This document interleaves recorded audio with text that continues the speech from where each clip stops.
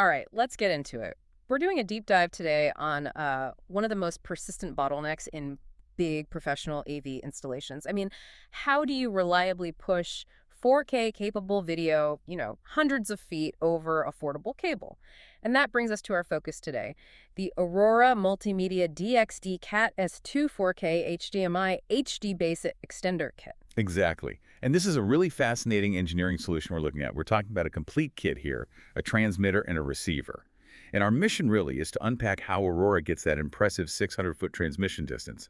And not just the video, but integrating power and control signals all down a single CCAT cable. And critically, for many of you working in the public sector, this solution is TAA compliant and made in the USA. Which is a non-starter for a lot of government contracts if it isn't. Absolutely. So it ticks that very important box. That context is key. So let's talk about that headline number. 600 feet, that's 183 meters. Pushing HD base that far, well, requires some serious trade-offs, doesn't it? It absolutely does, and this is what installers really need to know. The critical balance here is between the grade of your cable, the distance, and the video bandwidth you're pushing.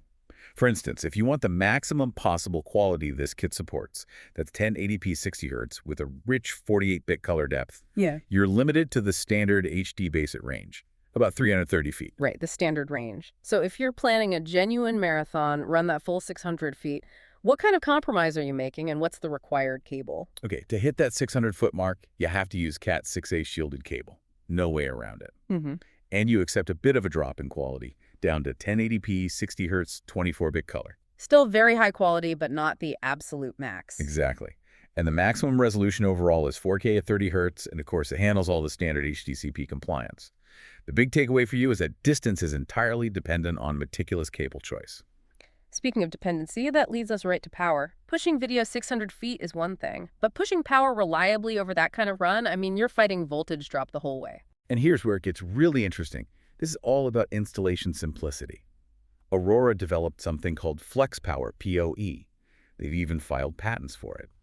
Instead of just accepting a fixed power input, Flex Power intelligently manages the voltage across those long distances. So it's actively compensating. It is. It allows standard LAN PoE to power both the transmitter and the receiver from either end. From either end. From either end, which completely eliminates the need for separate external wall supplies at each location. That is a massive reduction in complexity, not to mention potential points of failure. It is. And when you look at that whole integrated solution, it makes you remember the old days. Oh yeah, managing separate power bricks and control wires for just one display.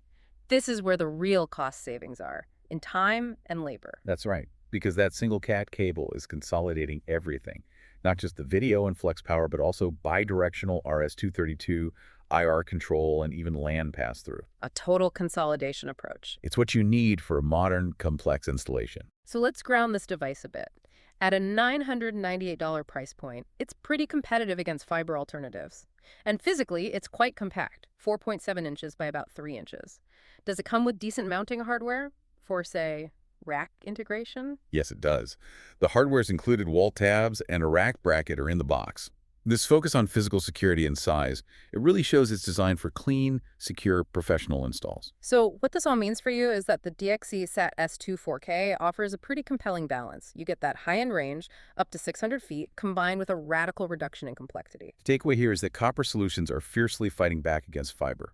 They're using patented power management and consolidated signaling to maximize an affordable, standard medium. This raises an important question then. What's fascinating here is this convergence, how much signal and power can be reliably squeezed through a standard affordable cable. But as 8K and higher bandwidth demands inevitably arrive, will engineers manage to push even more through this kind of copper cabling?